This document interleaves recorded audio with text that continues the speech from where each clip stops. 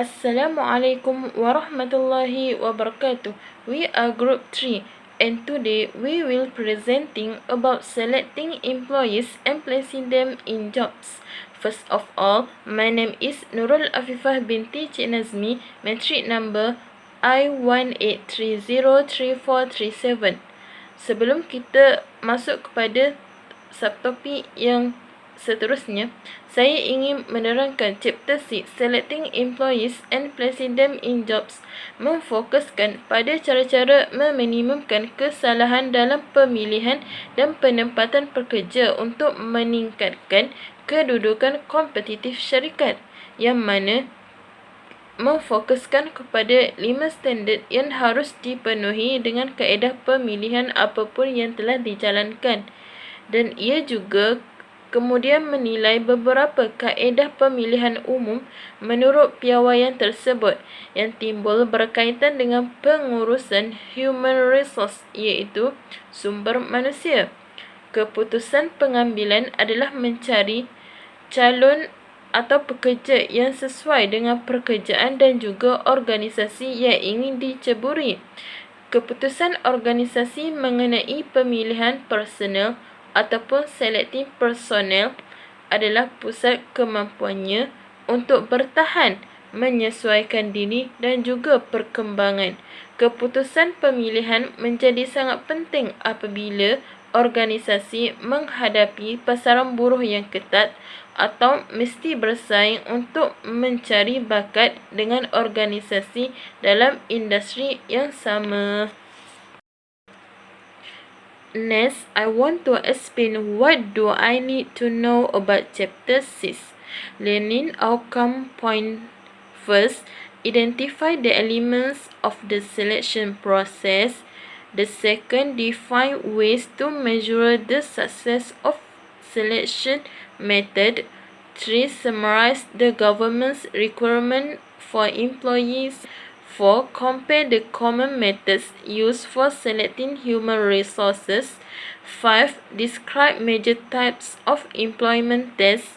6. Discuss how to conduct effective interviews. And the last, explain how employees carry out the process of making a selection decision. Before we go to another subtopic, I want to state the table of contents. First, selection process. Second, job application and resumes. 3. Employment tests and work samples. 4. Interviews. And the last, selection decisions. Before that, I want to explain what is selection. Selection is the process of picking or choosing the right candidates who is most suitable for a vacant job position in an organization, iaitu selection. Pemilihan adalah proses memilih calon yang tepat, yang paling sesuai untuk jawatan kosong di dalam organisasi. In other words, juga dapat dijelaskan sebagai proses temuduga ataupun interview calon dan menilai kualiti mereka yang diperlukan untuk pekerjaan tertentu, dan kemudian memilih calon yang sesuai untuk jawatan yang disediakan di dalam sesebuah organisasi. The first subtopic, personnel selection. Personnel selection is the process through which organization decide who will or will not be invited to join the organization. Merupakan proses di mana organisasi memutuskan siapa yang akan atau tidak akan dijemput untuk menyertai organisasi. Selection begins with the candidates identified through recruitment, di mana ia bermula dengan mengenal pasti calon melalui pengambilan, iaitu mereka akan melihat satu persatu calon yang telah membuat permohonan. It attempts to reduce their number to the individuals best qualified to perform available jobs, di mana bilangan pemohon dikurangkan kepada individu yang berkelayakan terbaik. Daripada senarai-senarai pemohon yang telah membuat permohonan, organisasi tersebut akan melihat setiap prestasi individu yang telah membuat permohonan dan mereka akan mengambil pemohon yang begitu layak dengan permohonan yang telah mereka buat. It ends with the selected individuals placed in jobs with the organisation, dan akhirnya dengan individu terpilih yang ditempatkan dalam pekerjaan itu. The process of selecting employees varies considerably from organisation to organisation and from job to job, di mana proses pemilihan pekerja sangat berbeza dari organisasi ke satu organisasi dan dari pekerjaan ke satu pekerjaan. Walau bagaimanapun, di kebanyakan organisasi, pemilihan merangkumi langkah-langkah yang telah digambarkan di dalam Rajah 6.1, di mana yang pertama, a human resource professional reviews the application received to see which meet the basic requirements of the job, di mana seorang sumber manusia yang profesional akan mengkaji permohonan yang telah diterima untuk melihat kelayakan seorang calon yang telah memenuhi syarat asas pekerjaan. Langkah yang kedua, bagi calon yang memenuhi syarat asas, organisasi akan mengadakan ujian dan mengkaji sampel kerja untuk menilai kemampuan calon tersebut. Langkah yang ketiga, mereka yang mempunyai kemampuan terbaik akan dipanggil ataupun dijemput ke organisasi untuk melalui proses interview ataupun temuduga, di mana supervisor dan juga ahli pasukan akan terlibat di dalam peringkat proses temuduga tersebut. Nowadays, the ease of applying online has made this processing overwhelming for many recruiters, yang mana pada masa kini kemudahan untuk membuat permohonan dalam talian telah menjadikan proses ini luar biasa bagi banyak perekrut, di mana pengumuman pekerjaan secara dalam talian iaitu online boleh menghasilkan beratus-ratus resume dalam satu hari. Kebanyakan majikan mengatasi dan mengautominasikan banyak proses pemilihan dengan menggunakan applicant tracking system. Applicant tracking system merupakan pendekatan automatik untuk proses pemilihan yang meninjau resume yang dihantar secara elektronik sesuai dengan kriteria pemilihan syarikat dan membolehkan pengurus mengambil seseorang pekerja untuk mengesan maklumat calon pekerjaan dan hasil pengambilan pekerja. An effective selection system support job description, di mana dia menyokong kepada job description, menyediakan kemampuan atau kemudahan untuk menjalankan pemeriksaan latar belakang dan juga menyimpan dokumen penting dan maklumat. Successful selection methods. A strategic approach to selection requires ways to measure the effectiveness of selection tools. Pendekatan strategi untuk pemilihan memerlukan kaedah untuk mengukur keberkesanan alat pemilihan, dan daripada pendapat sains mempunyai standard asas untuk selection method, di mana memberi maklumat yang boleh dipercayai, memberi maklumat yang valid iaitu yang sah. The information can be generalized to apply to the candidates, di mana maklumat dapat digeneralisasikan untuk diterapkan pada calon. Digeneralisasikan bermaksud kesimpulan umum tentang sesuatu yang melibatkan peristiwa ataupun fenomena. Menawarkan utiliti tinggi iaitu nilai praktikal dan juga merangkumi kriteria yang sah. Okay, next I want to explain about reliability. Reliability, extent to which measurement is free from random error. Sejauh mana pengukuran bebas daripada rala rawat. Reliable measurement generates consistent result. Pengukuran yang dipercayai menghasilkan hasil yang konsisten. Organization use statistical tests like correlation coefficients to compare result and determine reliability. Organisasi menggunakan ujian statistik seperti correlation coefficient untuk membandingkan hasil dan menentukan kepercayaan.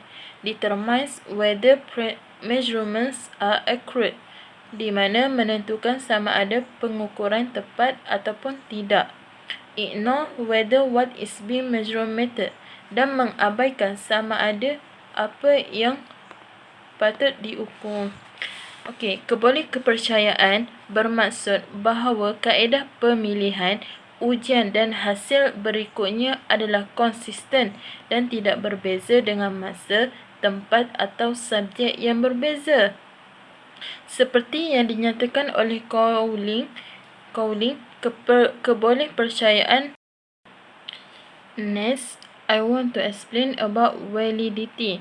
Validity is extent to which performance on measure test score related to what the measurer is trying to success, such as job performance. Sejauh mana prestasi pada ukuran seperti skor ujian berkaitan dengan ukuran yang cuba untuk dinilai, iaitu prestasi kerja seseorang. Walaupun kita dapat mengukur ciri-ciri seperti berat dan tinggi badan dengan tepat, pengukuran ini tidak memberi banyak maklumat mengenai bagaimana seseorang akan melakukan banyak jenis pekerjaan dalam satu masa. Oleh itu, bagi kebanyakan pekerjaan akan memberi sedikit kesahan sebagai kriteria pemilihan, di mana daripada situ kita dapat melihat prestasi seseorang apabila melakukan pekerjaan yang banyak ataupun terlalu berat untuk dia lakukan. Salah satu cara untuk menentukan sama ada ukuran itu adalah dengan membandingkan skor sebanyak mana orang mengenai ukuran itu dengan prestasi kerja mereka. Contoh yang dapat next, criteria related validity. Have two category: first, predictive validation; second, concurrent validation. Criteria related validity, a measure based on showing a substantial correlation between test score and job performance score, di mana ukuran berdasarkan kepada pertunjukan hubungan antara skor ujian dan juga prestasi kerja seseorang. Predictive validation is applicants test and hired, di mana pemohon akan diuji dan diambil bekerja. After set periods of time, performance of those hired measure. Setelah jangka masa yang telah ditetapkan, prestasi mereka akan terus dinilai daripada hasil yang mereka lakukan setelah diambil bekerja di dalam sesebuah organisasi tersebut. Applicants past score and current performance compare. Okay, skor ujian yang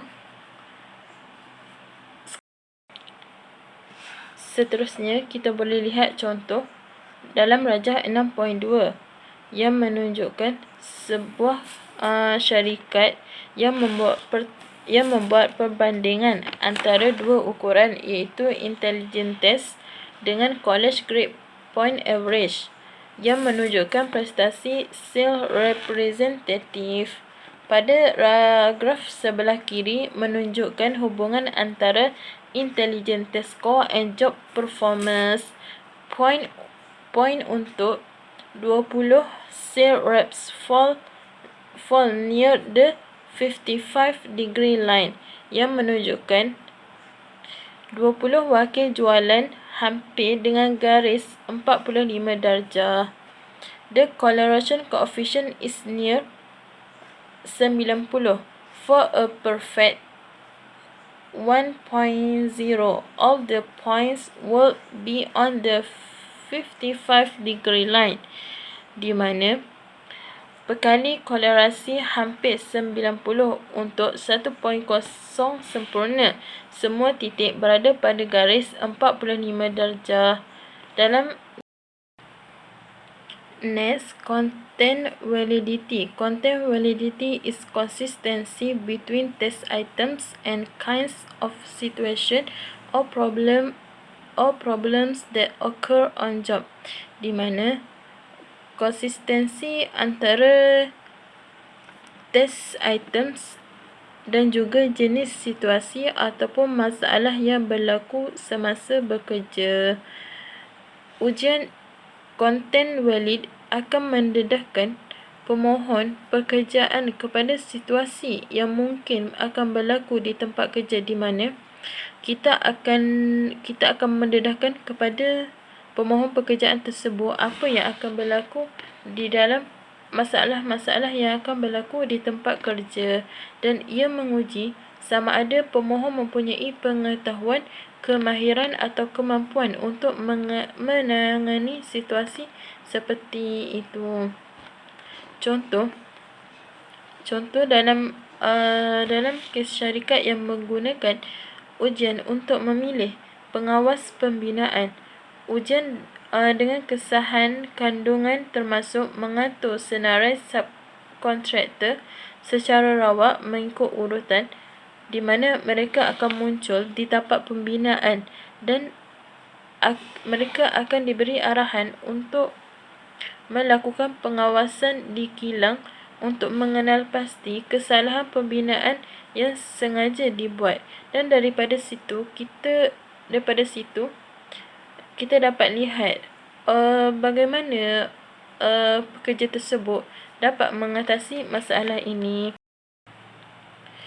For tests that measure abstract qualities such as intelligence or leadership ability, establishment of validity may have to rely on construct validity, di mana untuk ujian yang mengukur kualiti abstrak seperti kepintaran ataupun kemampuan seseorang pekerja, pembentukan kesahan mungkin bergantung kepada construct validity, dan ia melibatkan ujian yang membuktikan bahawa ia benar-benar mengukur kepintaran dan juga kemampuan seseorang pekerja ataupun konstruk lain, serta menunjukkan bahawa penguasaan konstruk ini dikaitkan dengan prestasi kerja yang berjaya.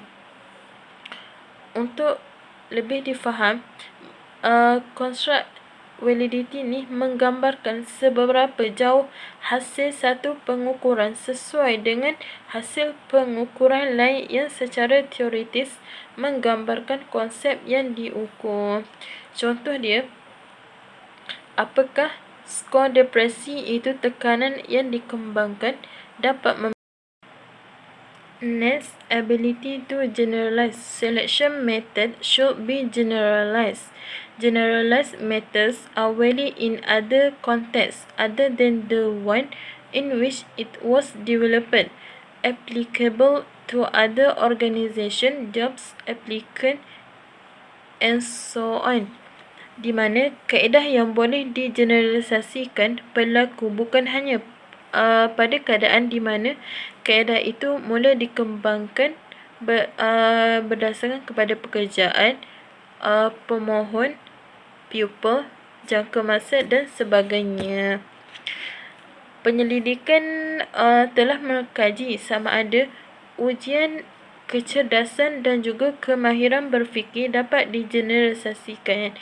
Penyelidikan telah menyokong bahawa idea ujian ini digeneralisasikan di banyak pekerjaan, namun apabila pekerjaan menjadi lebih kompleks, terlalu banyak kesahan yang menyebabkan ujian akan meningkat. Dengan kata lain, mereka paling sesuai untuk pekerjaan yang kompleks. Practical value. Practical value is selection method should produce information that is actually beneficial to the company. Methods cost money and should be considered methods that provide economic value greater than the cost of using them are said to have utility. Di mana practical value bukan sahaja dengan menggunakan kaedah kaedah pemilihan seperti ujian dan juga interview itu temuduga yang dapat meramalkan tempat prestasi individu, tetapi praktikal ataupun training merupakan perkara yang sangat penting untuk memilih seseorang pekerja, di mana daripada kaedah praktikal ataupun training kita dapat melihat prestasi pekerja seseorang yang mereka tunjukkan, dan daripada situ kita mendapat maklumat yang benar-benar akan memberi manfaat kepada organisasi. Prosedur pemilihan seperti test dan juga interview akan melibatkan kos, tetapi melalui training ataupun praktikal ia akan mengurang kos sesebuah organisasi, dan kaedah yang memberikan nilai ekonomi lebih besar daripada kos penggunaannya yang mana mempunyai utility. Next, legal standards for selection. First, the Civil Rights Act of 1991 and the Age Discrimination in Employment Act of 1967 place requirements on the choice of selection methods, di mana ia meletakkan syarat pada pilihan yang menggunakan kaedah pemilihan, di mana majikan yang menggunakan kaedah pemilihan yang mana calon pekerja yang muncul secara tiba-tiba iaitu secara natural, ia akan menjelaskan kepada kumpulan pekerja yang telah dipilih wajib menunjukkan bahawa ada keperluan perniagaan untuk menggunakan kaedah tersebut. Contohnya, jika organisasi menggunakan ujian yang menyebabkan kehilangan banyak calon daripada kumpulan minoriti, organisasi terlebih dahulu mesti mengetahui bagaimana ujian itu sah untuk meramalkan prestasi pekerjaan itu. Dalam konteks ini, prestasi yang baik tidak termasuk daripada customer preference or brand image yang akan memberi alasan untuk memberi kesan yang buruk kepada sesebuah organisasi. The Civil Rights Act of 1991 juga melarang melakukan keistimewaan untuk golongan minoriti. Dalam kes organisasi yang menggunakan ujian yang cenderung iaitu menolak anggota kumpulan minoriti, organisasi mungkin tidak sekadar menyesuaikan skor pemohon minoriti ke atas. Yang ketiga, the American with Disabilities Act of 1991, di mana menghendaki seorang majikan to make reasonable accommodation kepada individu yang kurang upaya dan menyekap banyak jenis pertanyaan semasa proses pemilihan. Under the American with Disability Act of 1991, di mana soalan pra-pekerjaan mungkin tidak menyelidiki kecacatan, tetapi mesti menumpukan pada prestasi kerja, dan juga seseorang interview akan didedahkan kepada soalan yang macam mana yang boleh ditanya kepada calon dan macam mana soalan yang tidak boleh ditanya kepada calon, yang akan dengan ini dia akan menjaga perasaan seseorang calon tersebut.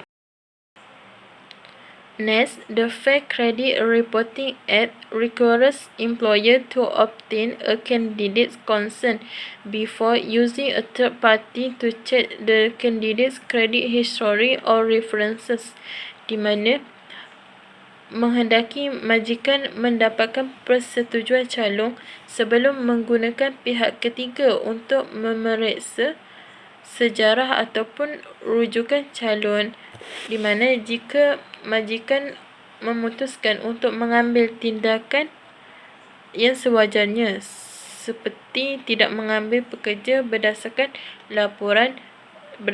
laporan yang telah disediakan, majikan mesti memberikan salinan laporan dan ringkasan hak pemohon kepada pemohon sebelum mengambilkan tindakan, di mana ia menjaga maklumat seseorang pekerja sebelum mengambil pekerja tersebut kepada organisasi. Equal employment opportunity laws affect the kinds of information an organization may gather on application forms and in interviews, di mana undang-undang peluang pekerjaan yang sama akan mempengaruhi jenis maklumat yang dapat dikumpulkan oleh sesebuah organisasi melalui application form dan juga sesi interviews. Contohnya membuat satu arahan pada satu tarikh kepada seseorang untuk hadir ke sekolah dan juga kolej secara tidak langsung akan mengumpulkan maklumat mengenai usia pemohon tersebut. As summarized in Table 6.1, the organization may now ask questions that gather information about a person's protected status even indirectly, di mana jadual 6.1 menunjukkan antara contoh soalan yang boleh ditanya dan yang tidak boleh ditanya kepada calon sewaktu sesi temuduga, di mana ia akan menjaga prestasi ataupun maklumat seseorang calon itu. Next, candidates privacy rights, iaitu hak privasi seseorang calon. Information gathered during selection may include information that candidates consider confidential, di mana maklumat yang dikumpulkan semasa aktiviti pemilihan mungkin merangkumi maklumat yang dianggap sangat sulit oleh seseorang calon. Employers should only collect candidates data using secure platform, di mana majikan hanya boleh mengumpulkan data seseorang calon menggunakan platform yang selamat, yang mana dapat menyelamatkan maklumat seseorang calon daripada diketahui oleh orang lain. Immigration Reform and Control Act requires employers to verify and maintain records on application legal rights to work in United States, di mana menghendaki majikan mengesahkan dan menyimpan rekod mengenai hak-hak dan juga undang-undang pemohon untuk bekerja di United States ataupun di luar negara. So my name is Nur ATIQAH binti ASRI. My matric ID is I19103613. So today I would like to present about job application and resumes. First, application form. Application form is used to collect relevant and required information from an applicant. Sebagai contoh, untuk banyak perniagaan, borang permohonan itu sendiri adalah ujian kecil kemampuan individu untuk mengikuti arahan, kemahiran menulis, literasi dan kemahiran berkomunikasi. Ini adalah salah satu cara yang mudah dan tidak menggunakan kos yang tinggi untuk mengumpul data asas daripada pemohon. In application form, it has their certain standard of categories of information, which is contact information. Jika berlaku sebarang kecemasan atau kecederaan, bolehlah kontak dekat nombor tersebut. Next, work experience. Contohnya pengalaman bekerja di syarikat yang lepas. dan kemahiran yang diperolehi. Next, educational background. Sebagai contoh, belajar sehingga tahap mana, sama ada SPM ke, STPM ke, degree ke, diploma ke, macam tu. Lastly, applicant signature. Sebagai contoh, untuk menyatakan bahawa beliau bersetuju untuk memohon pekerjaan tersebut. Next, for resume. Resume is a formal document that a job applicant creates to itemize his or her qualification for a position. A resume is usually accompanied by a customized cover letter in which the applicant expresses an interest in a specific job, company, and draws attention to the most relevant specific on the resumes. Applicant controls the information, inexpensive starting point, and should be evaluated in terms of the job description. Sebagai contoh, resume ni dia telah menyatakan, dekat dalam resume tu dia telah menyatakan maklumat peribadi, latar belakang, ibu bapa, apa semua, latar belakang pekerja dan sebagainya. Contoh, apabila kita dah habis belajar ni atau masa kita nak intern, resume untuk memohon pekerjaan perlulah ada dan sangatlah penting untuk memohon sesuatu kerja yang bagus. Next, references. References are people who are familiar with your work and willing to share what they know with potential employer. A reference also refers to the content of the information, insights, and experience that another person is willing to share about your work, such as maybe phone calls or written. Buyers, employees choose the people who will say nice thing about them, usually checked when candidate is a finalist for the job. Sebagai contoh, references ni adalah seorang yang merujuk kepada apa yang ada dekat dalam resume. So, dalam resume tu akan terdapat segala benda latar belakang, sama ada kita dah bekerja dengan itu ke, ini ke. So, ini references adalah sebagai sebuah rujukan untuk pekerja baru ataupun pekerja lama. Next, background checks. EEOC has guidelines for doing criminal background checks. Credit checks has drawn scrutiny and some state have banned it. Sebagai contoh, data belakang ni kita boleh tengok dekat resume sama ada dia ni ada kena blacklist ke, move list ke, ada masalah jenayah, pernah masuk lockup ke, apa ke. So kita dapat tahu melalui latar belakang. So itu saja. Hi, Assalamualaikum. Okay, my name is INTAN SAKINAH binti SUHAIMI. My matric number I19103523. Okay, I will present about the employment test and work samples. Okay, have two broad categories of employment test. One is aptitude test.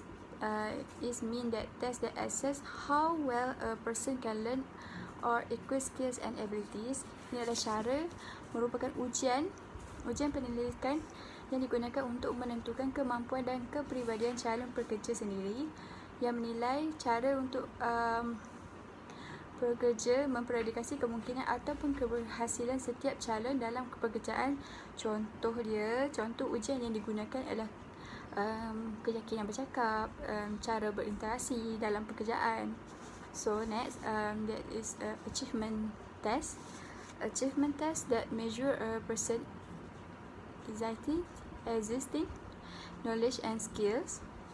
Bermaksud merupakan ujian pencapaian adalah ujian kemahiran dan pengetahuan yang dikembangkan, merupakan sejenis pencapaian ujian mengikut piawai yang ditetapkan oleh syarikat sendiri, yang biasa adalah untuk mengukur kemahiran pekerja supaya dia mengikut dan mencapai tahap-tahap yang diinginkan oleh syarikat. Okay, before using any test organization should investigate the test validity and reliability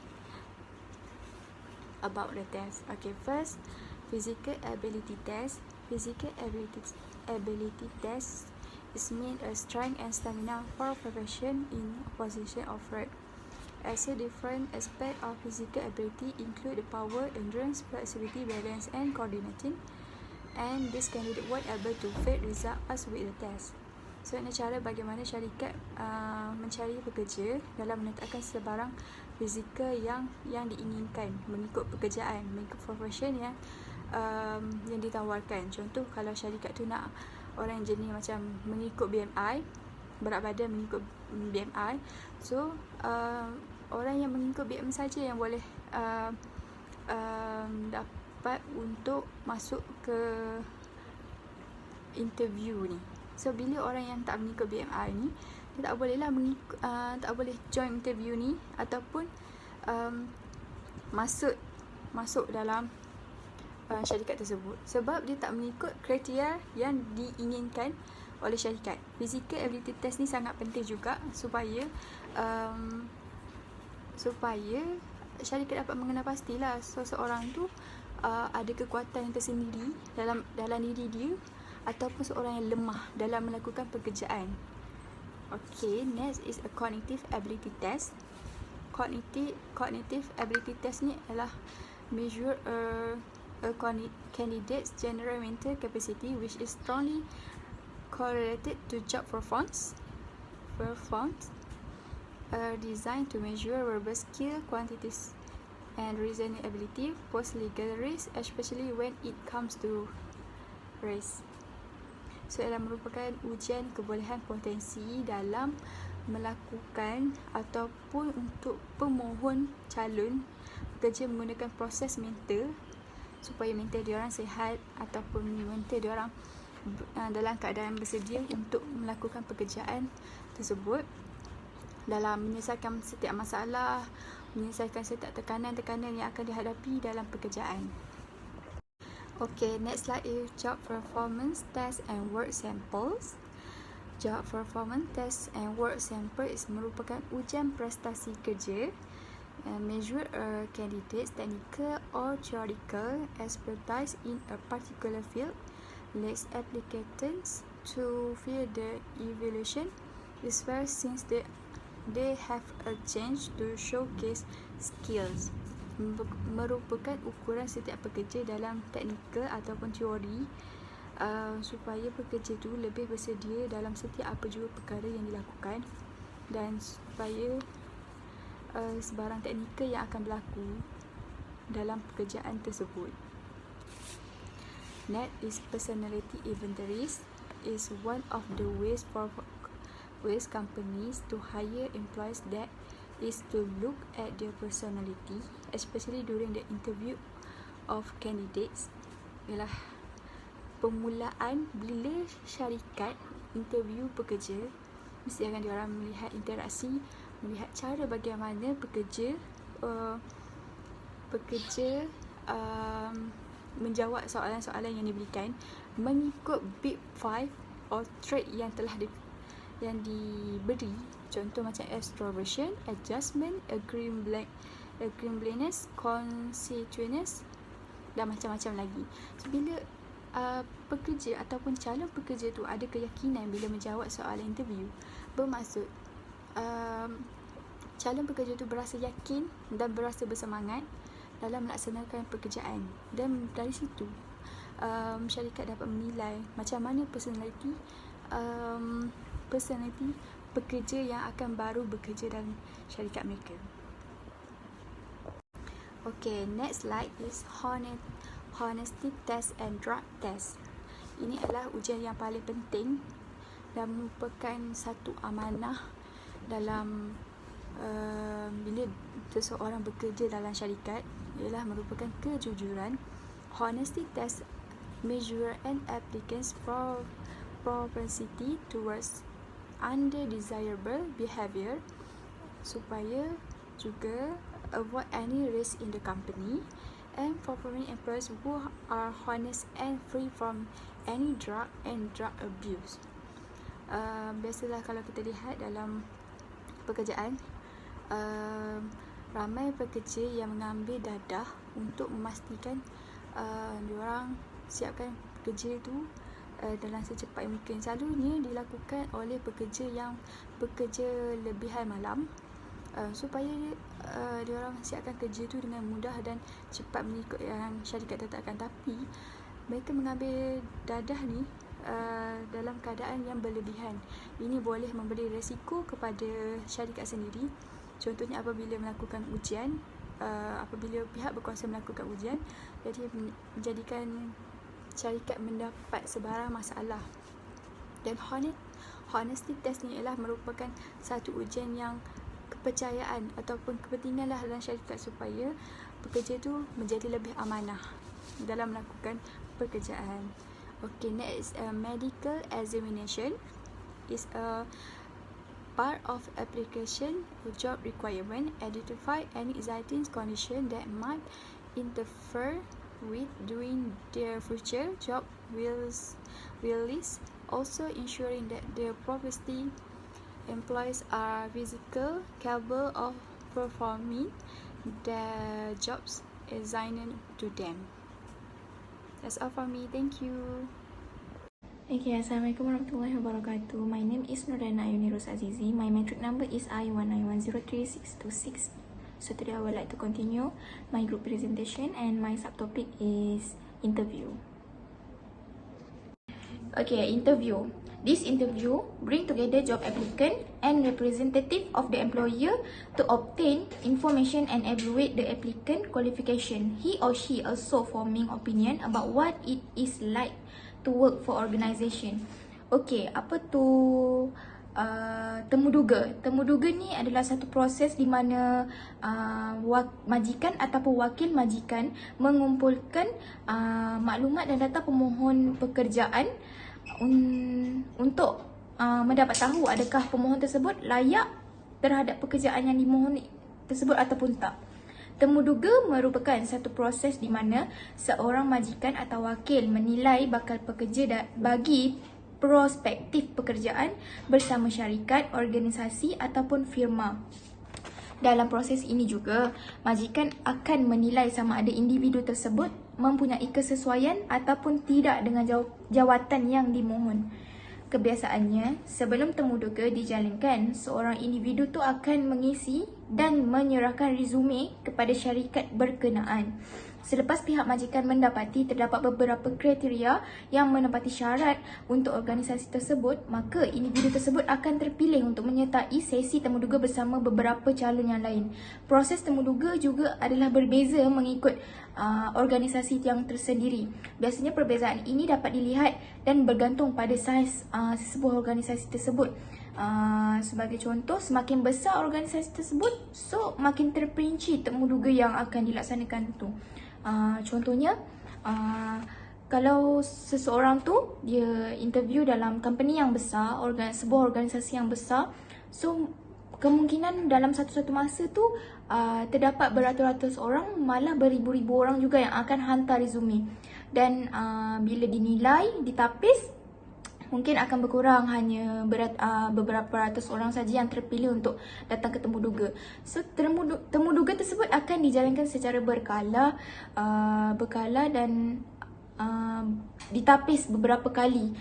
Contoh, tahap pertama, contohnya 500 orang terpilih untuk mengikuti proses temuduga pada temuduga tahap pertama, dan temuduga tahap kedua pula hanya 300 orang yang berjaya melepasi tahap tersebut, dan begitulah berikutnya.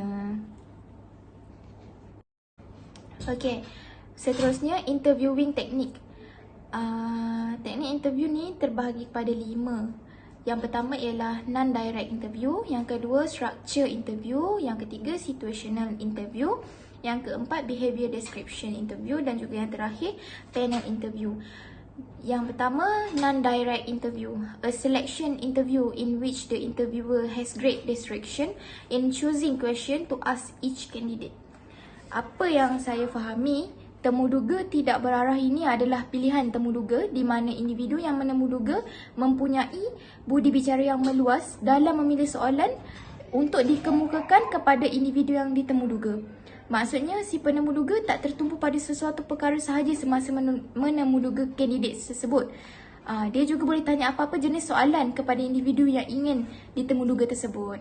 Okay, yang kedua, structure interview. A selection interview that consists of a predetermined set of question for the interviewer to ask. Okey, temuduga berstruktur pula adalah salah satu teknik temuduga yang menggunakan cara di mana individu yang menemuduga telah menyediakan dan menyusun beberapa soalan yang selayaknya ditanya kepada pemohon. Yang ketiga, situational interview. A structured interview in which the interviewer describes a situation likely to arise on the job, then asks the candidate what he or she would do in the situation. Okey, temuduga situasi. Teknik temuduga ini menggambarkan situasi yang mungkin akan timbul semasa bekerja terhadap pemohon dan pihak yang menemubual akan bertanya apakah tindakan atau usaha yang dilakukan bagi menghadapi situasi yang mungkin akan berlaku ketika kandidat tersebut telah bekerja di syarikat ataupun company tersebut. Okey, seterusnya adalah behavior description interview. A structured interview in which the interviewer asks the candidate to describe how he or she handle a type of situation in the past. Okey, temuduga penerangan tingkah laku. Okey, penemuduga akan meminta calon untuk menerangkan bagaimana dia akan menangani sejenis keadaan pada masa lalu.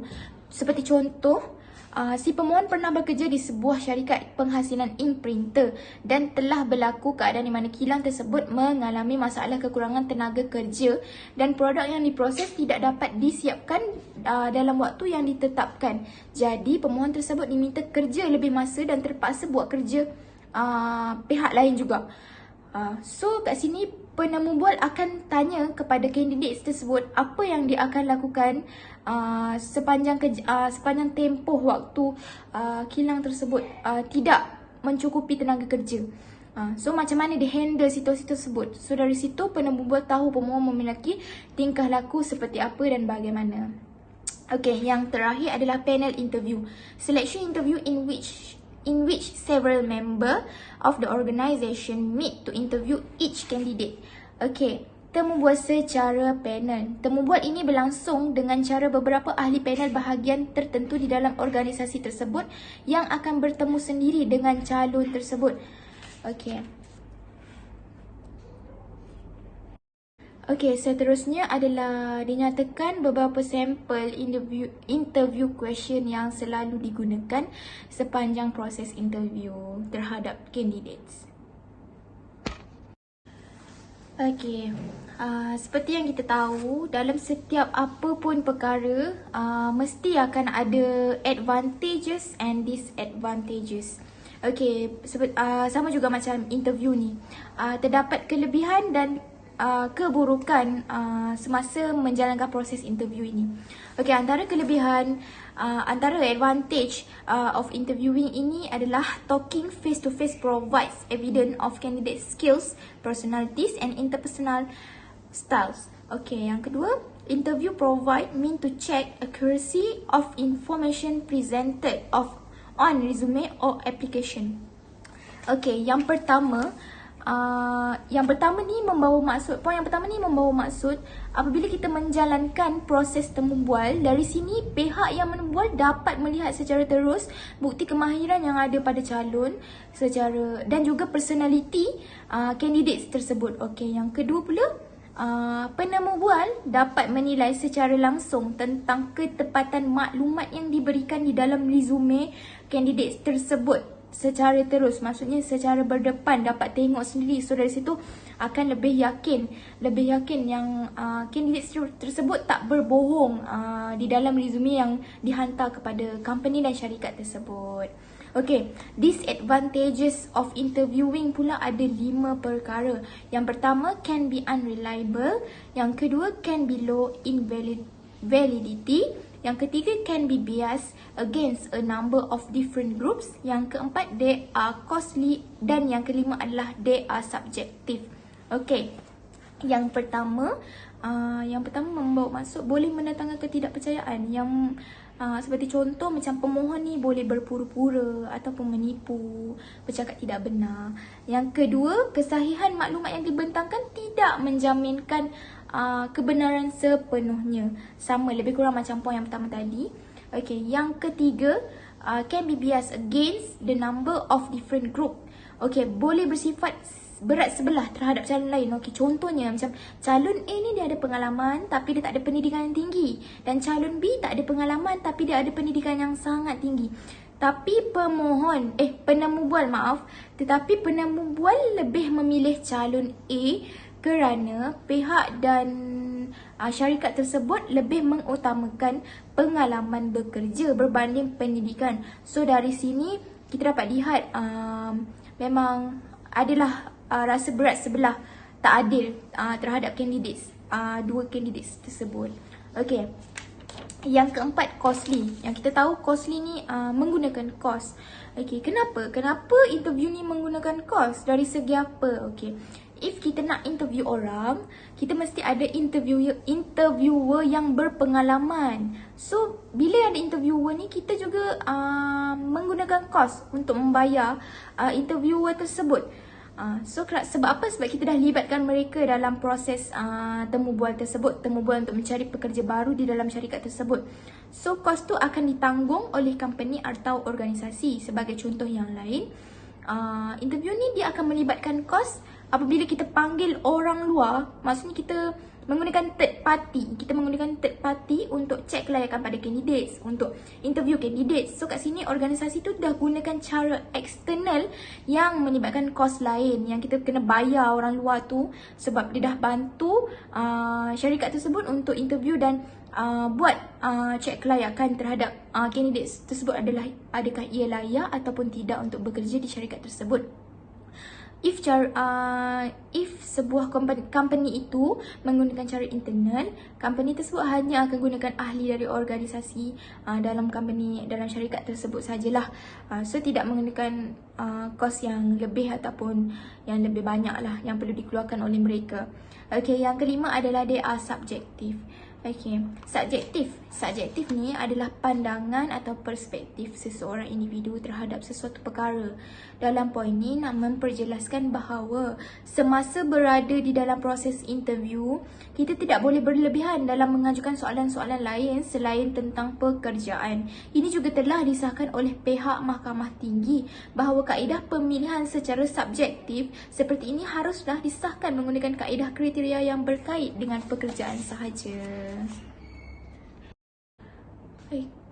Okay, the last part is preparing to interview. Okay, apa yang kita perlu persiapkan sebelum proses menemu duga dijalankan? Okay, yang pertama, standardize with prepared questions. Yang kedua, comfortable for participant and conducted in quiet location. Yang ketiga, focus on job and the organisation. Yang keempat, enough time allotted for interviewer and applicant to discuss position and both to ask question. Okay, yang pertama, apabila dokumen yang diberikan oleh pemohon lengkap, maka soalan-soalan yang akan diajukan oleh pihak interviewer mesti diselaraskan dengan keperluan pemohon bagi jawatan yang diminta, bagi jawatan yang dimohon. Yang kedua pula, suasana yang selesa dan tempat temu bual yang tenang memainkan peranan yang penting supaya pemohon tidak stres dan tidak terganggu sepanjang tempoh temu bual tersebut. Yang ketiga, soalan-soalan yang diajukan haruslah berfokuskan pada skop pekerjaan di dalam organisasi tersebut. Dan yang terakhir, masa yang mencukupi amatlah penting bagi kedua-dua belah syarikat, bagi kedua-dua belah pihak, para pemohon dan juga para penemu bual, agar dapat menjalankan proses temu bual tersebut tanpa rasa terburu-buru. Dan perbincangan-perbincangan yang penting sepanjang proses interview tersebut dapat dibentangkan dengan sangat baik. Sekian, ini saja dari part saya. Saya serahkan pada sahabat saya yang seterusnya. Assalamualaikum warahmatullahi wabarakatuh. My name is SOLLAHHUDIN bin ABDUL MUTHOLIB, matric number I19106483. Today I want to talk about my subtopic, selection decision. The selection decision typically combines ranking based on objective criteria, along with subjective judgment about which candidate will make the greatest contribution. Alright, we have selection decision. We have multiple harder model, which is we give them trouble, so we keep adding things to make more difficult for them to achieve right in terms of their skill. Okay, so we add more filters until we are left only with 2 of them, then we take the final decision. Or sometimes we have the compensatory model, which is in some areas one of the employee was very good because he technically is better, but in the other one has more interpersonal skill. So not because the test proved that his smarter has better, then also we need interpersonal skill because we need more people person. So in this case also some employees can make up for the points in the interview, and they still have a chance to be hired, which I think is fair. Okay, next, and then once we select employee, which comes the contract stage. So in this case, we need to be very clear of what they're gonna be doing, what is their work schedule, or how much we're gonna pay them, when is the starting date, and any other relevant thing or duties that they need to fulfill. If they need to fulfill any type of sale or service or production or productivity that needs to be stipulated all in the contract, everything in advance. We cannot just hire people and have a very big contract. Firstly, because it's not fair for the employee, and second, because if something's wrong happen, they can sue us immediately. They have the upper hand. So if you and employee are clear and you stipulate absolutely everything that you want, there will be never legal issue. Because if you're working under the law, there are nothing that the employee can say. Okay, back to me. I want to explain about case study. The case study topic is matching the right candidates to the right boss, di mana memilih calon yang tepat dengan majikan yang betul. Memilih calon ataupun pekerja yang tepat dengan pekerjaan yang betul adalah merupakan keperluan yang sangat diperlukan dalam sesebuah organisasi. Tetapi salah satu cabaran paling sukar dalam pemilihan yang sering diabaikan adalah memilih calon yang tepat dengan majikan yang mana apa yang menjadikan matlamat itu sangat sukar adalah apabila majikan tidak mempunyai toleransi dengan pekerja yang sesuai dengan mereka, yang mana rasional terbaik untuk pertimbangan antara pekerja atasan maupun pekerja bawahan adalah penyelidikan yang besar yang mengesahkan bahawa salah satu faktor yang menyumbang perolehan adalah kualiti hubungan antara pengurusan dan juga pekerja. Cabaran pemilihan baru-baru ini melibatkan seorang atasan yang telah menyerahkan beberapa pekerja, yang mana rasa frustasi ataupun penekanan kerana putus asa, dia memberikan reaksi yang baik kepada VP sumber manusia, menyarankan agar dia menggunakan penilaian tingkah laku untuk mencapai kesesuaian yang lebih baik untuk posisi dan dengan pilihan tingkah lakunya sendiri. Penyelesaian yang diadaptasi adalah penilaian kesesuaian berkualiti tinggi yang memudahkan majikan ataupun calon yang berjaya menghasilkan ROI 25 nisbah 1 menggunakan penilaian tingkah laku dinamik yang menilai 175 pilihan sifat prestasi dan mempunyai mekanisme untuk menyesuaikan calon dengan kejayaan kedudukan.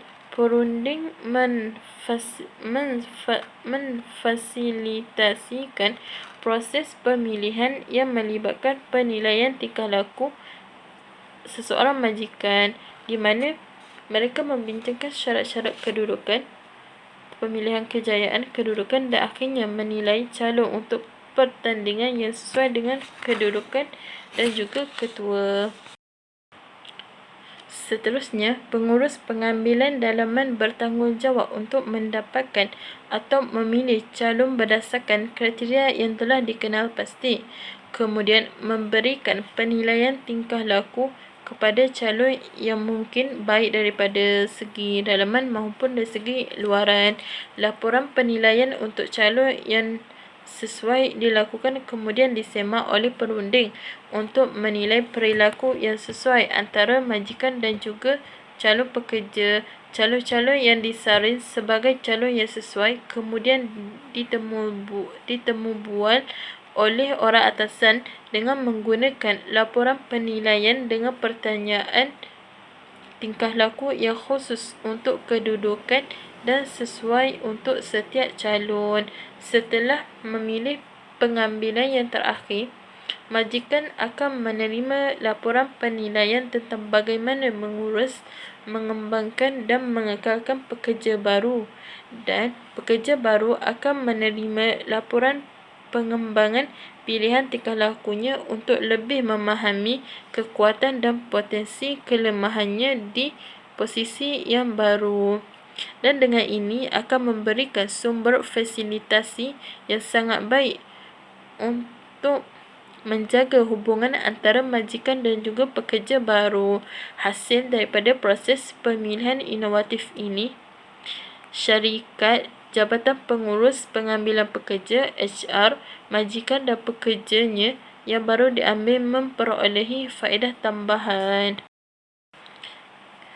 Antara faedah yang dapat diperolehi, peluang memilih yang tidak sesuai diminimumkan dan mengurangkan potensi perolehan yang lain.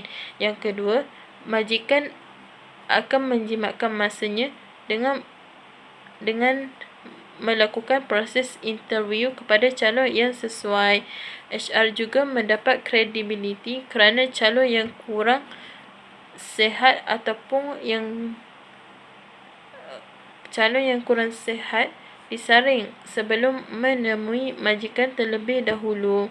Yang keempat, calon dalaman yang tidak sesuai tidak berisiko terpilih untuk pekerjaan ataupun atasan yang berpotensi kurang sihat. Yang terakhir, majikan mengetahui lebih banyak mengenai pilihan dan kekuatan ataupun kelemahan tingkah lakunya sendiri.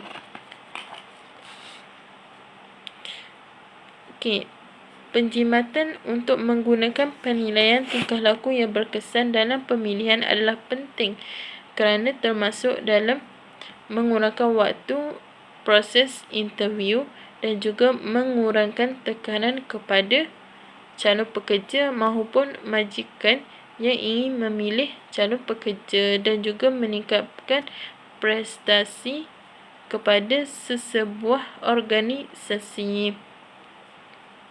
Memandangkan kos perolehan versus kos proses penilaian, ROI untuk pendekatan ini sesuai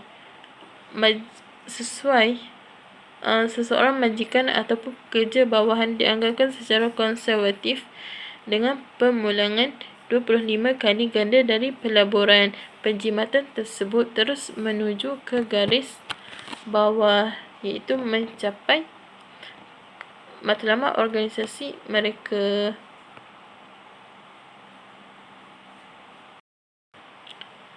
Seterusnya, pengurus pengambilan dalaman bertanggungjawab untuk mendapatkan atau memilih calon berdasarkan kriteria yang telah dikenal pasti. Kemudian, memberikan penilaian tingkah laku kepada calon yang mungkin baik daripada segi dalaman maupun dari segi luaran.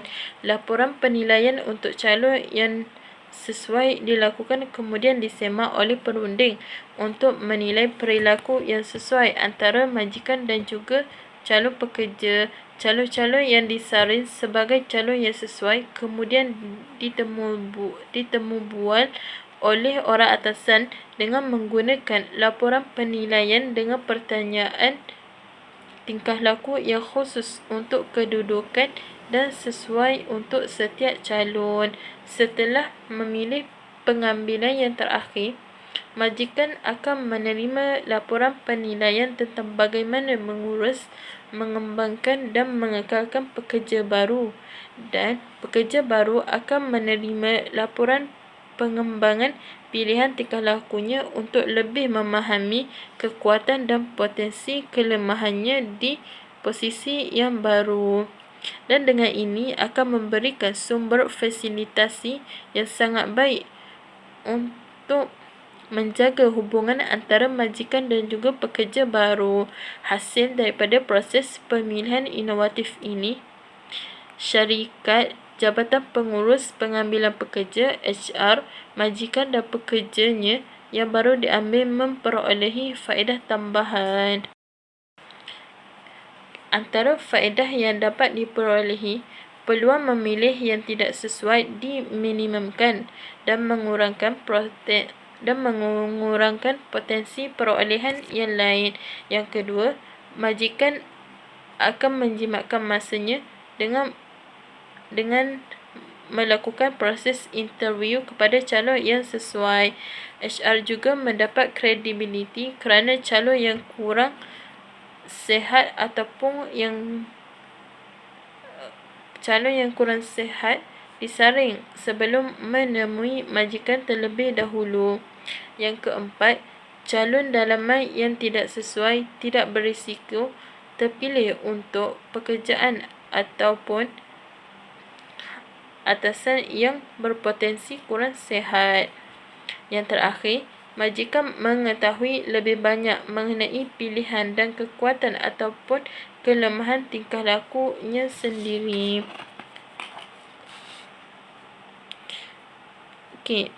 Penjimatan untuk menggunakan penilaian tingkah laku yang berkesan dalam pemilihan adalah penting kerana termasuk dalam mengurangkan waktu proses interview dan juga mengurangkan tekanan kepada calon pekerja maupun majikan yang ingin memilih calon pekerja dan juga meningkatkan prestasi kepada sesebuah organisasi.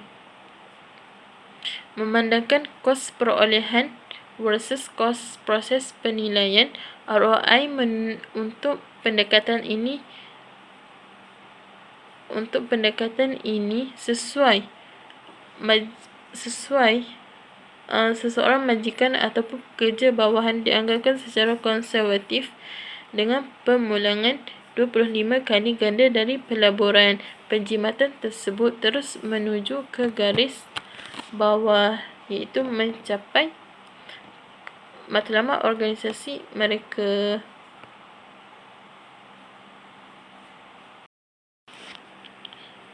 Discussion question about case study with the emphasis on retention was organization can afford to ignore systematic result. Dengan penekanan yang tinggi pada pengekalan, organisasi apa yang mampu mengabaikan hasil dramatik seperti itu? Organisasi yang mampu mengabaikan hasil dramatik seperti itu dengan menggunakan penilaian tingkah laku dinamis yang menilai 175 pilihan sifat prestasi dan mempunyai mekanisme untuk sesuai dengan calon dengan kejayaan kedudukan dan juga perunding memfasilitasi Proses pemilihan yang melibatkan penilaian pilihan tingkah laku majikan, membincangkan kedudukan, keperluan dan memilih kedudukan pekerjaan yang sesuai. Pengurus juga akan mendapatkan dan memilih calon yang berdasarkan kriteria yang dikenal pasti, kemudian memberikan penilaian tingkah laku kepada calon yang mungkin, baik dari segi luaran dan juga dalaman. The literature review about Chapter 6.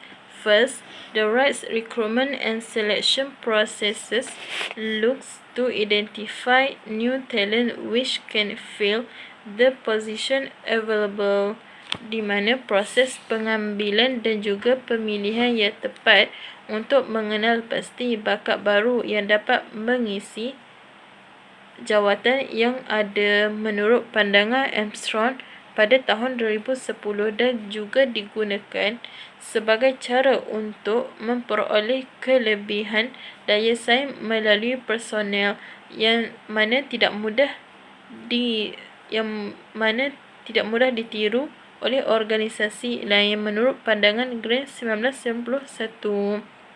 Dan yang kedua, Francesa pada tahun 2008 telah mendakwa bahawa meletakkan calon yang salah ke jawatan yang salah hanya untuk mengisi posisi di dalam organisasi tersebut boleh membawa kepada kesan buruk kepada organisasi. Ia boleh menyebabkan moral pekerja yang lemah, produktiviti yang rendah dan juga menyebabkan kehilangan peluang yang semuanya akan memberi kesan negatif kepada organisasi tersebut. So for conclusion, in my conclusion, recruitment and selection are very virtual processes which all organization in every industry, region and sector must engage in. Next, by having a fully functioning recruitment and selection process, it is possible for an organization to identify the best candidate. Lastly, gain an advantage through having the most qualified staff available on the market. So this is our reference. We do refer these two books and the link that we state above. So yeah, that's all from me. Thank you.